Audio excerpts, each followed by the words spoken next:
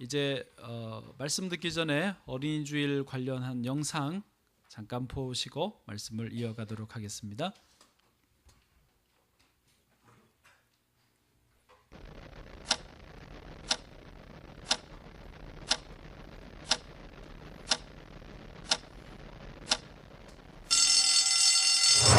화면이 빨리 지나가니까 빨리 읽으셔야 될 겁니다.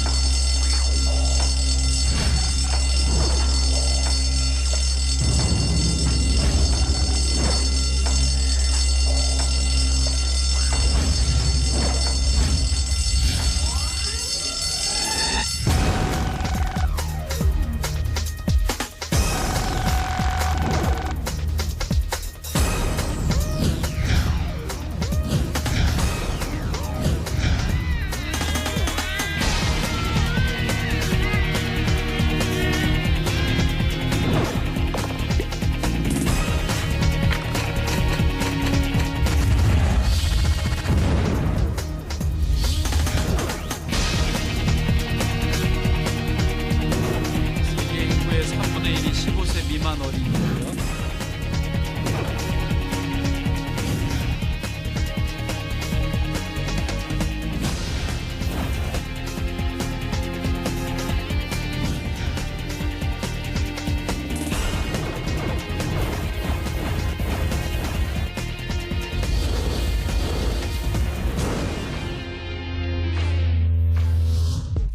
세상이 문화적으로 타락해 있습니다.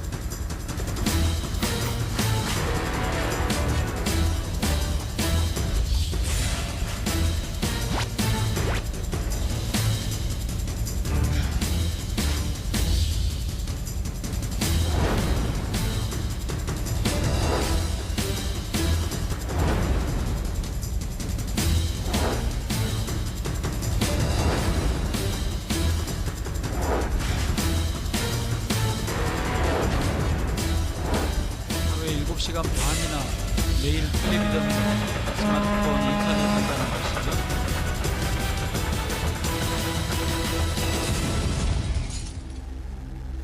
세상이 아이들을 마음대로 가르치고 이끌고 가고 있습니다. 교회는 이 세대를 잃어버리게 될까요?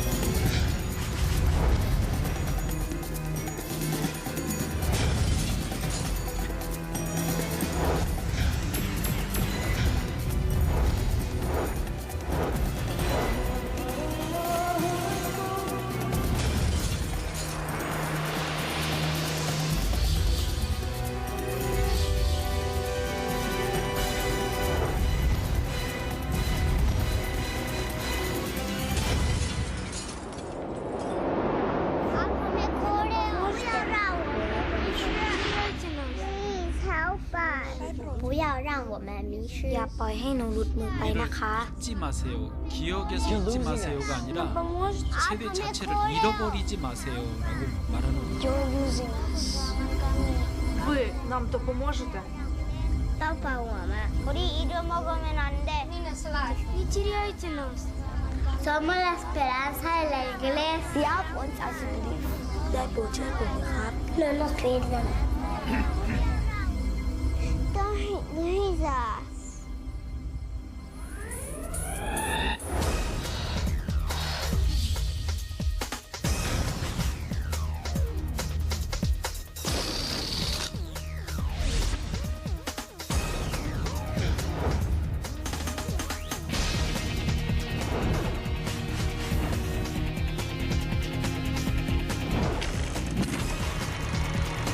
4살에서 14살까지 이때가 가장 많이 예수님을 영접하고 교회 다니기 시작하는 것입니다.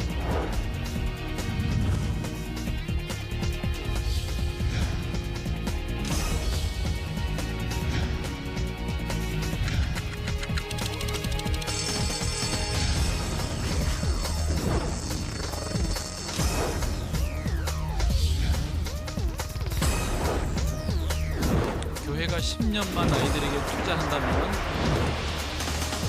시대를 바꾸고 나라를 바꿀 수 있다는 것입니다.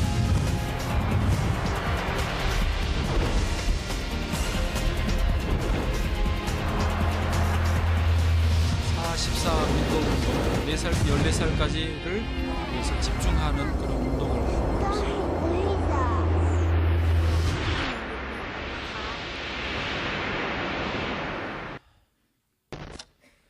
네, 박수 치기도 애매하죠. 네. 오늘 어린이 주일입니다. 오늘 본문 말씀과 또 어린이 주일 주제에 맞춰서 간단하게 3가지로 오늘 자녀가 잘되게 하려면 이 주제에 맞춰서 말씀을 나누겠습니다. 저나 여러분이나 다 우리 자녀들이 잘되고 우리 다음 세대가 잘되기를 원하실 것입니다. 뭐 여러 가지 방법들이 있어야 되겠지만은 오늘 그냥 3가지만 간추려서 말씀을 드리려고 합니다.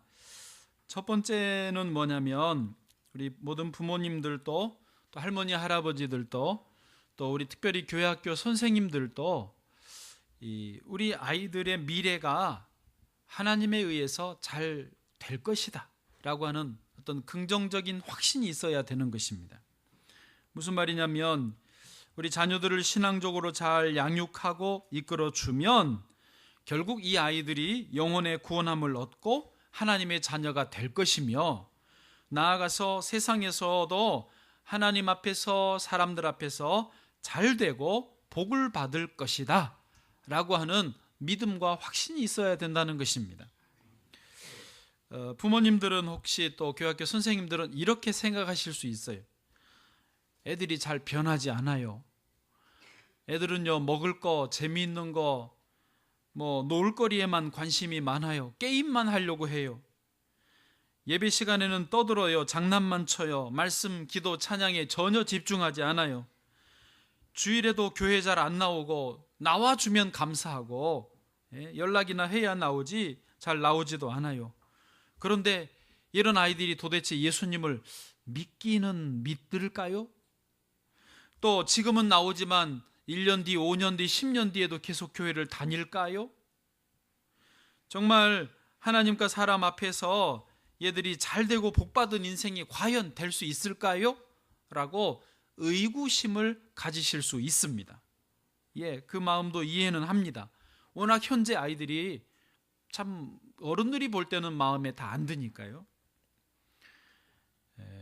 그렇지만 그럼에도 불구하고 우리는 이것을 하나님의 약속의 말씀을 받아들여야 됩니다.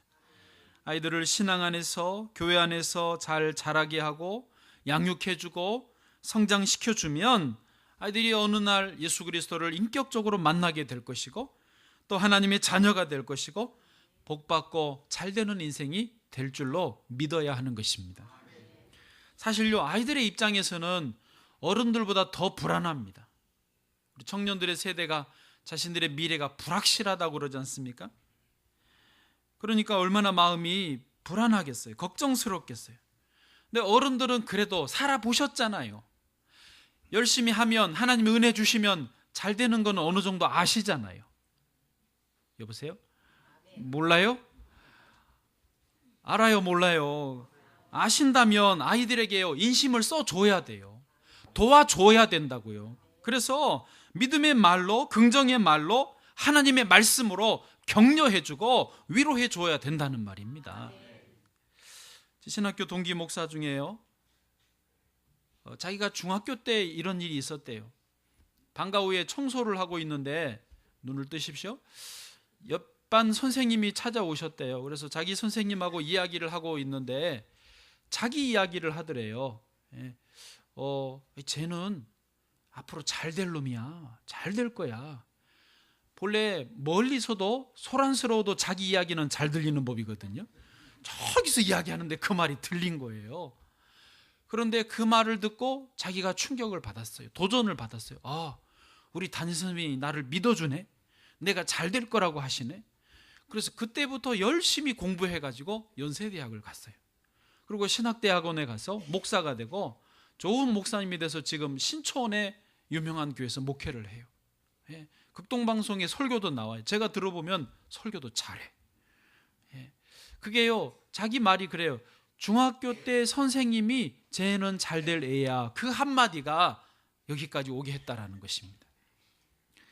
저는요, 집에서 저희 집 새 아이들을 살펴보다가 누가 좀 의기소침하고 자신감이 없어 보이고 또 이렇게 그러면 짜증을 많이 내거든요. 자기가 기분 좋을 때는 안 그러는데 힘드니까 짜증을 냅니다. 그러면 제가 전략적으로 의도적으로 그 아이를 볼 때마다 이렇게 말을 해줘요.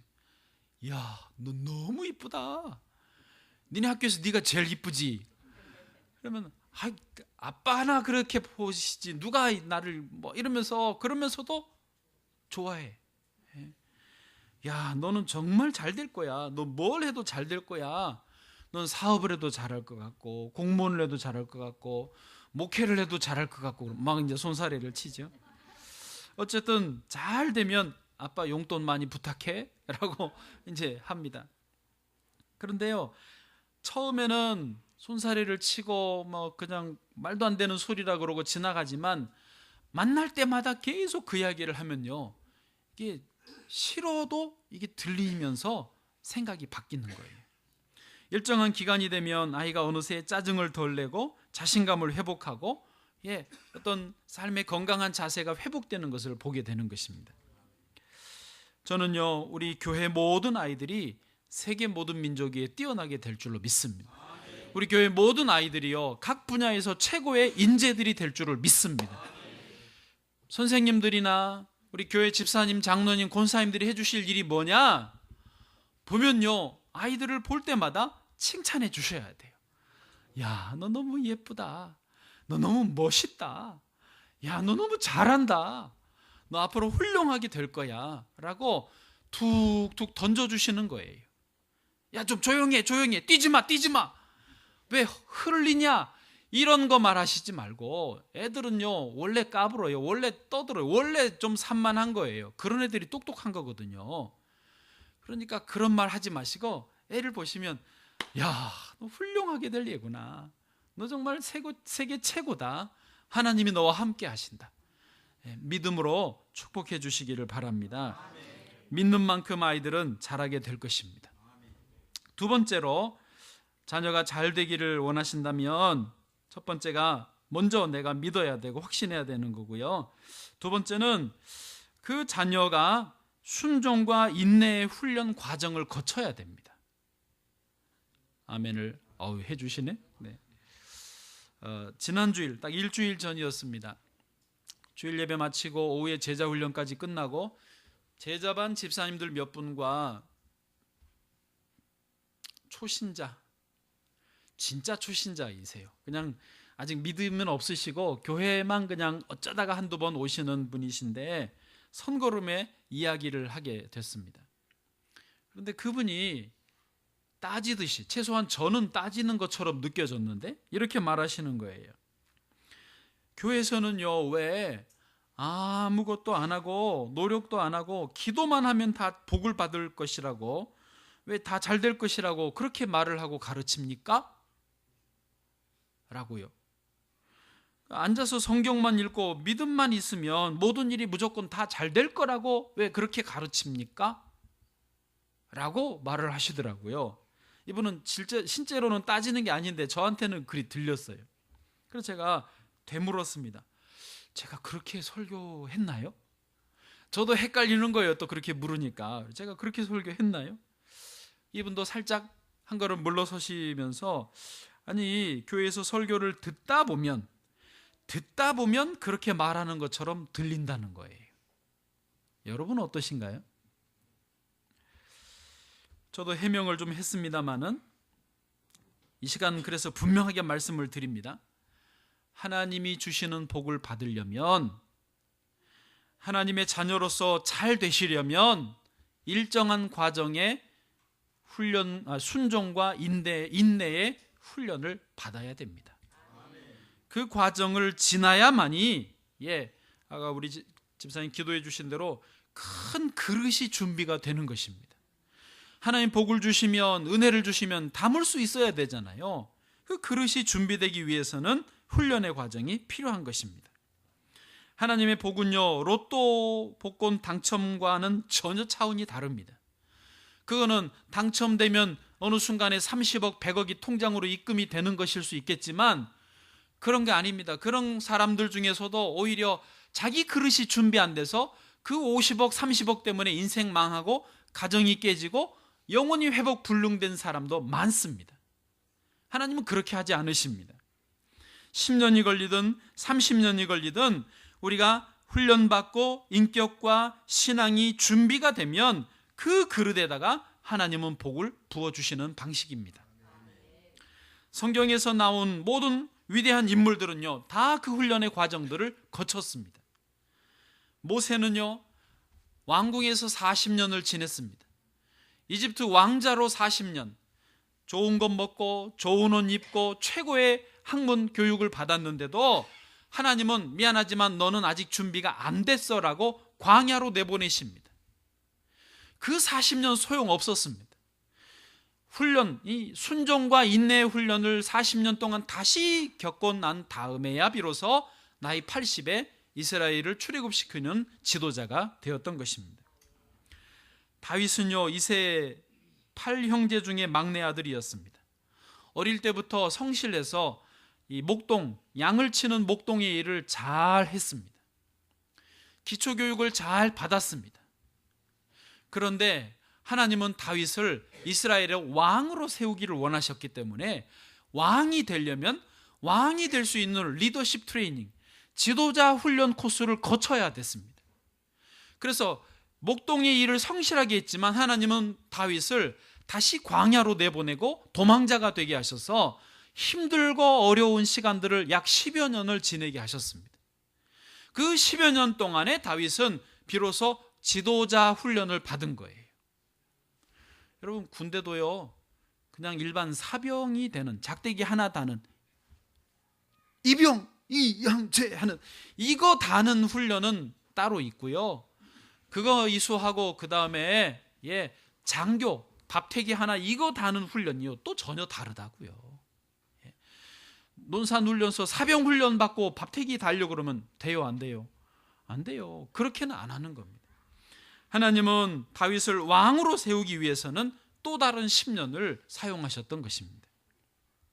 예수님도요, 공생의 사역을 3년 하셨지만 30년 동안 부모님 요셉과 마리아 밑에서 목수의 아들로 효도하고 부모 공경하는 법을 배우게 했습니다.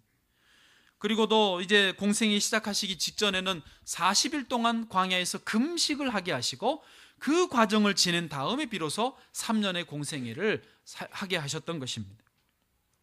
그렇습니다. 성경의 모든 인물, 삼손, 다니엘, 드보라, 베드로, 바울, 디모데, 누구나가 다 이 훈련의 과정을 거치고 나서야 하나님 앞에 쓰임을 받았던 것입니다. 지금 세상에 있는, 성경에는 안 기록되어 있지만 지금 있는 분들 중에 예수 믿으면서 복을 받은 분들이 있잖아요. 그런 분들도요, 다 물어보십시오. 따져보십시오.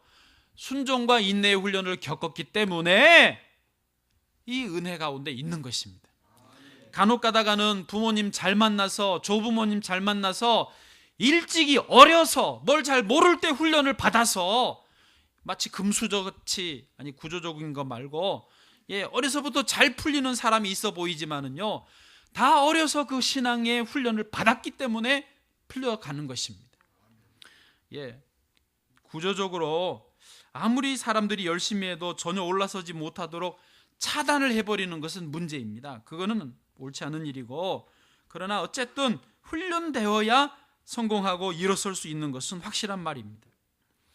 자, 그런데요, 이렇게 저도 지금도 다시 강조했는데 설교를 들어도 이런 말이 잘 안 들리는 이유가 뭐예요? 그냥 원하지 않으니까, 듣고 싶은 것만 들으니까 그렇습니다. 듣는 분들이 십자가, 고난, 훈련, 순종, 인내, 연단, 절제, 아무도 아멘을 안 하잖아요. 축복을 받으세요, 형통하세요, 장수, 성공, 할렐루야, 여기에는 아멘을 하신다는 말이에요. 그런데 예수를 믿고 이 말을 들어본 사람과 그래도 안 믿는 사람과의 차이는 있습니다. 뭐냐? 말씀을 들어도 아멘 안 하고 튕겨내고 거부했다가 자기가 어려움을 만나면, 고난을 겪으면 그때 이제 이 말씀이 생각이 나는 거예요. 아, 고난받는 것이 내게 유익이라고 그러셨지. 시편 119편 71절, 고난당한 것이 내게 유익이라. 이로 말미암아 내가 주의 율례들을 배우게 되었나이다. 그렇구나, 고난이 내게 유익이로구나. 그때 깨닫는 거예요. 또 고린도후서 12장 10절도요. 같이 읽어보실래요? 시작. 그러므로 내가 그리스도를 위하여 약한 것들과 능욕과 궁핍과 박해와 곤고를 기뻐하노니 이는 내가 약한 그때의 강함이라. 아멘, 아멘. 그러면서 말씀을 붙들게 되고 자세를 낮추게 되고 생각을 내려놓게 되고 전적으로 하나님을 의지하게 되는 것입니다. 그러면서 믿음으로 일어나고, 그래 결국은 잘 되게 된다는 것이죠. 그러나 안 믿는 사람, 이런 말씀이라도 안 들어본 사람은 고난을 겪을 때 왜 내가 이 고난을 겪어야 돼? 이상하다. 더 고집을 부리고 더 뻣뻣해지고 더 막 인간적으로 밀어붙이다가 완전히 영원히 멸망을 당하는 것입니다. 어제 후배 목사에게 오랜만에 전화가 왔어요. 저보다 4년 신학교 후배고, 제가 이제 신대원 먼저 졸업하고 신학교 앞에 방을 얻어 살 때 저한테 와서 빈대를 붙어 살던 후배였습니다. 근데 저도 받아줬던 게, 왜냐하면 저도 신학교 다닐 때에 빈대를 많이 붙어서 살았거든요. 그래서 그래, 나도 받았으니 너도 와라 그래가지고 한 거의 1년 가까이를 저희 방에서 그냥 먹고 살았어요. 그리고 제가 저희 매형에게 받았던 티코 있습니다. 비록 에어컨 없는 티코였지만은 제가 타다가 거저 받았으니 거저 줬어요. 너 이거 타라. 전도사 시절에. 저는 그때 또 누가 프라이드를 중고로 줘서 티코 내려놓고 프라이드로 갖고 이제 티코 줬어요. 거의 20년 됐습니다. 오랜만에 전화가 왔어요. 중간중간에 어쩌다 통화는 했지만 또 한 7년 만에 통화를 한 거예요. 어떻게 지내느냐 했더니 지금 사역지를 양평으로 옮겨갔다는 것입니다. 자초지종을 들어보니까 이 친구가 저보다 4년이나 후배인데 벌써 전도사 시절에 담임 전도사로 나갔었어요. 저는 그때 이제 막 목사 돼가지고 부목사로 한참 뺑뺑이 돌고 있을 때인데 벌써 담임 전도사가 돼서 나가니까 제가 무척 부러웠습니다. 야, 너는 정말 복도 많다. 어쩌고 이렇게 일찍 담임이 됐니? 그게 기억이 납니다. 그런데 아직 그 교회에는 있습니다. 그런데 어제 잠깐 들어보니까 형님, 우여곡절이 많았습니다. 사건 사고도 많았습니다. 말을 빙빙 돌려요. 그래서 지금 현재 상황이 어떻느냐고. 지금요 2가정 남았습니다. 교회도 신내동에 있었는데, 서울 시내에 있었는데 그래도 그 유지가 어려워서 양평으로 이사를 나갔다는 거예요. 그래서 야, 참 힘들겠다. 괜찮니? 그랬더니 형님 2가정도 너무 많아요. 그리고요, 저는 목사 된 게 너무 감사해요. 하나님의 말씀을 전할 수 있다는 게 얼마나 영광스러운지 모르겠어요. 이러고 있네. 제가요, 뭘 깨달은 줄 아세요? 일찍 담임 나가는 게 참 부러운 일이긴 하고 좋은 일이긴 하지만 그게 정말 좋은 일은 아니라는 거예요. 저는 그 시절에 뺑뺑이 돌고 큰일 작은 일, 되게 부교육자 하면은 쉽지 않거든요. 내 목소리 못 내죠. 내 주장 없죠. 무조건 시키면 예 순종하고 뛰어다녀야 되죠. 뭐 잠 못 자고 밥 안 먹어도 해야 되면 하는 거예요. 근데 그러면서 훈련 받았던 것이 얼마나 감사한 건지. 그냥 그런 과정 겪지 않고 빨리 길이 열려서 좋은 것 같지요? 아니더라고. 보니까 지금 그거 훈련 받고 있어요. 형님, 한 영혼이 얼마나 귀한지 내가 이제 압니다. 하나님 말씀을 전하는 게 얼마나 소중한지, 얼마나 영광스러운 일인지 제가 이제 압니다. 그러고 있다니까. 여러분, 사람들은 내 자녀가 고생하는 거 싫어합니다. 잘 되기만을 원합니다. 좋은 길로만 가기를 원합니다. 그러나 순종과 인내의 훈련을 겪어야만 진정으로 복을 받는 길인 줄을 알아야 됩니다. 요즘에요, 헬리콥터 맘이라고 들어보셨어요? 국방 유치원이라고 들어보셨어요? 들어봤어요? 군에 있는 아들하고 엄마하고 대화 내용이에요. 아들, 훈련은 잘했어? 다친 곳은 없지? 아들이 말합니다. 산 타다 넘어져서 긁혔는데 치료 받았어요. 엄마가 또 말합니다. 겨울에 산에 올라가는 게 말이 돼? 엄마가 중대장님과 통화해 봐야겠다. 요게 지금 이야기래요. 2014년, 15년 임병장 사건, 윤일병 사건 때문에 구타하고 총기 난사 때문에요. 이제 엄마들이 너무 불안해하니까 내무반에 전화기를 다 한 대씩 놔줬대요. 휴대전화이지만 수신이 되는 전화기를. 그리고 중대별로 밴드를 만들어줬어요. 단체 카톡방을 만들어줬어요. 거기에 이제 그 중대 임원이 자기 업무가 뭐냐, 저녁에 예를 들어서 삼계탕을 식사를 했다 그러면 그 사진 찍어가지고 밴드에 올려주는 거예요. 엄마들이 다 봐. 그리고 자기 아들이 안 보이면 또 불안하니까 또 밴드에 글을 올려요. 우리 아들은 왜 안 보이나요? 등 돌리고 먹고 있는데. 우리 아들 사진 보내주세요. 올려주세요. 우리 아들 요즘에 구타당하는지 왕따 당하는지 잘 살펴주세요. 계속 이런 거 부탁한다는 거예요. 골치가 아프대요. 엄마들은 만족도가 높아졌는데 부대는 골치가 아프대요. 근데 엄마들은 어차피 못 말리니까 내버려 두더라도 아버지들도 그렇다는 거예요. 최모 씨 그 아버지가 자기 아들 군대가 30km 행군을 하는데 다른 3명의 아버지들하고 같이 행군을 했대요. 차를 타고 같이 따라다니면서 쉬는 시간마다 치킨 사달리고 빵 갖다 보내주고 막 그랬다는 거예요. 야, 여러분, 물론 그런 사건 사고의 위험도 없지는 않지만 그래도 군대 제대하면 어차피 또 세상에서 자기가 살아나가야 되는데, 헤쳐나가야 되는데, 세상이 광야 같은 세상에 라고 찬양하는 광야 같은 세상인데 끝까지 따라갈 거예요? 좀 거기서 순종의 훈련 받고 인내 훈련 받도록 내버려 둬야 되는 거 아닙니까? 저는 교회에 오면 그래도 이것이 가능한 줄 믿습니다. 교회에 다니면요, 물론 아이들에게 잘해주고 여러 게임도 해주고 간식도 주지만 하나님의 말씀을 통해서 배우게 하는 것입니다. 또 공동체 생활을 통해서 배우게 하는 것입니다. 수련회 가고 단기 선교 가고 이런 과정이요, 아이들에게 이것을 훈련시켜주는 좋은 과정이 되는 것입니다. 그리고 자연스럽게 아이들이 훈련을 받고 장차 잘 되는 준비가 되는 줄로 믿습니다. 마지막으로 3번째입니다. 첫 번째가 뭐였습니까?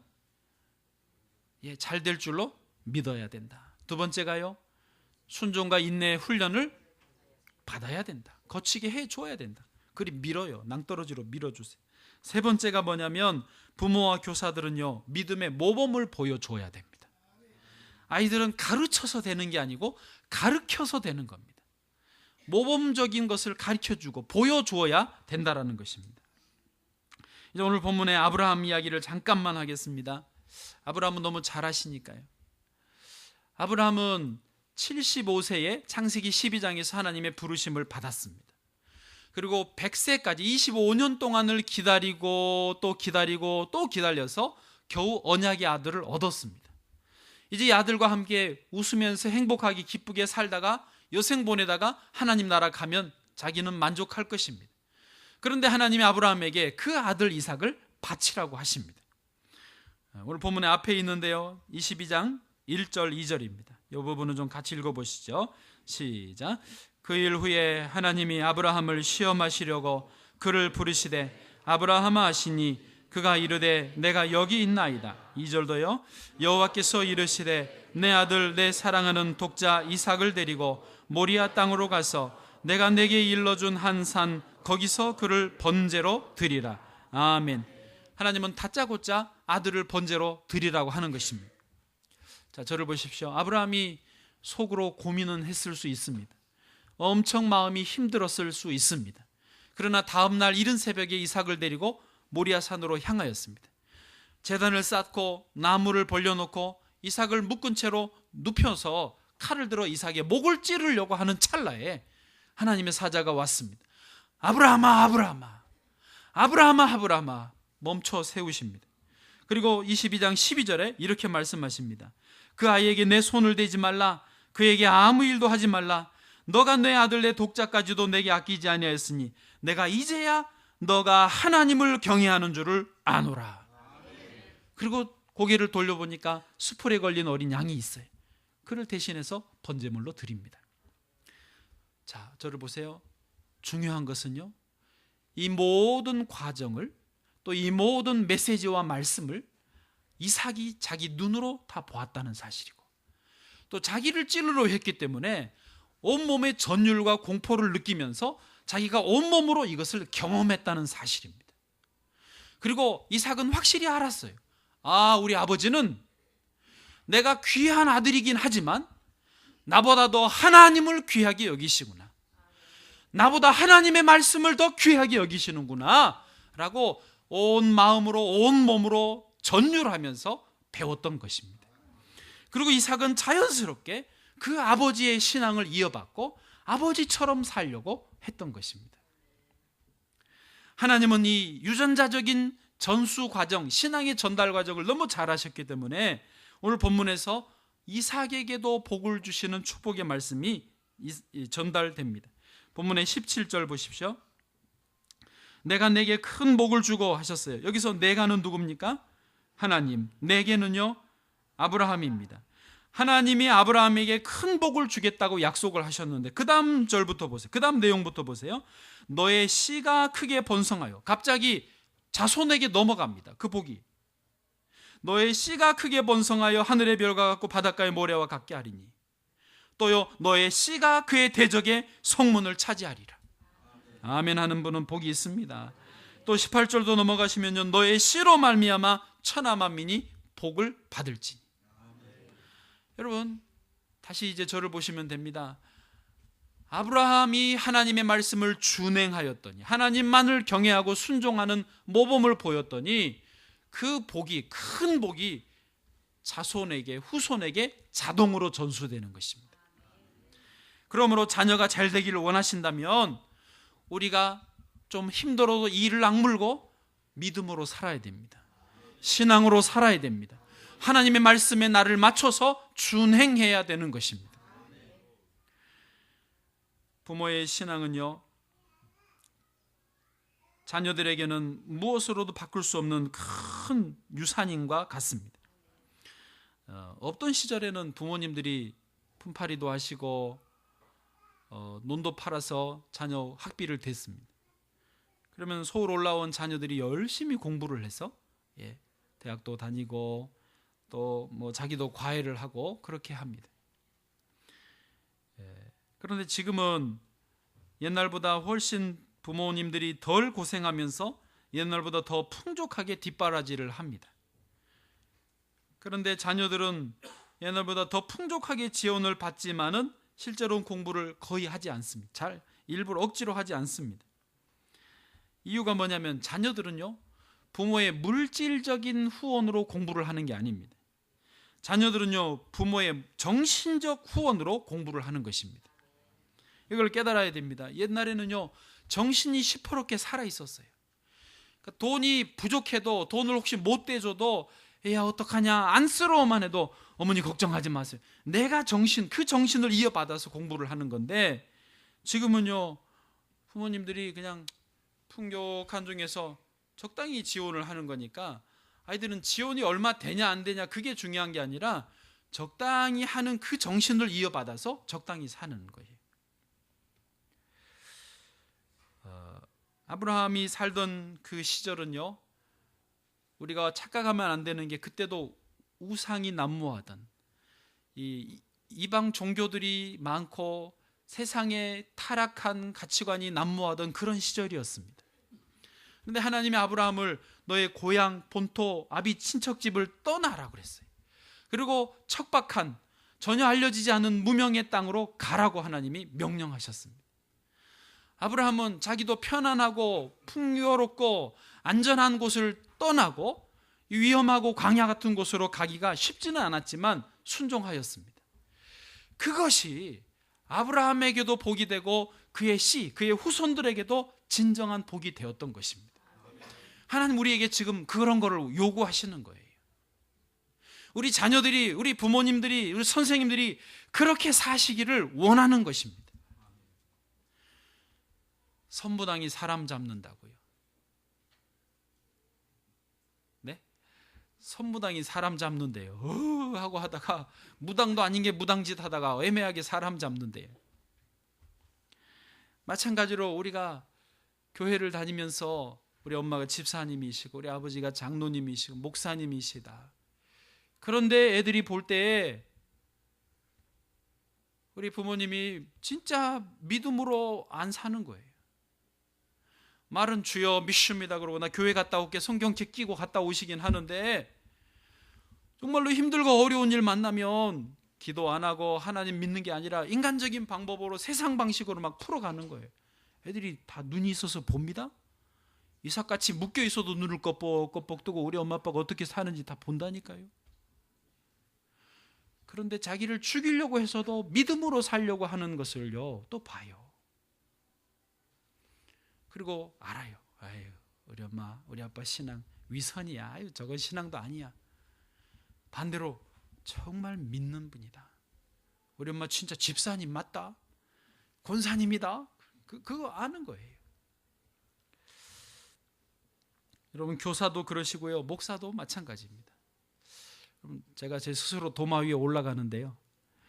여러분 제가 만약에 삶으로는 영 엉망이고 말만 설교만 그냥 잘하면 어떠시겠어요? 웃기겠죠. 그렇죠. 안 나오실걸요 아마. 예. 그러나 제가 완전하지 않다는 것도 아시잖아요. 제가 완전해야 됩니까? 이거 뭔 소리야? 제가 완벽하지는 않아도 말씀대로 살려고 애를 쓰신다. 말씀대로 믿음으로 살려고 노력한다. 그거를 인정해 주시는 거 아니에요? 그래 주셔야 돼요. 예. 자녀들도 마찬가지입니다. 교회학교 학생들도 마찬가지. 우리 선생님 완전하지 않으셔. 청년이시고 혹은 집사님이시지만 완전하진 않으시지만 말씀대로 하려고 애를 쓰신다. 몸부림친다. 노력하신다. 그러면요 아이들은 그걸로 인정합니다. 그걸 따라해요. 예. 본받아요. 그러면 충분한 것입니다. 하나님은 그런 우리의 모습을 통해서 우리가 복되게 하고 자녀들을 잘되게 하시는 줄 믿습니다. 하나님은요 성경을 다 살펴보십시오. 복을 주시는 분이십니다. 우리도 다 복 받았다고 그러잖아요. 복 받았다고 하시죠. 복을 받는 거예요. 그러면 누가 줘야 될 거 아닙니까? 누가 주시는 겁니까? 하나님이 주시는 거예요. 하나님이 주시는 복을 받으려면 또 우리 자녀들이 그 하나님의 복을 받고 잘되게 하려면 오늘 말씀 3가지를 꼭 기억하시면 좋겠어요. 첫 번째 뭐였습니까? 잘 되는, 하나님 안에서 믿음 안에서 잘 될 줄로 믿으시기를 바랍니다. 두 번째는요 순종과 인내의 훈련의 과정을 겪어야 됩니다. 세 번째는요 모범이 필요해요. 모범, 샘플이 필요해요. 부모님이나 교회학교 선생님들을 통해서 목회자를 통해서 모범을 보여주면 결국은 그 은혜와 복이 자녀들에게 이어질 줄로 믿습니다.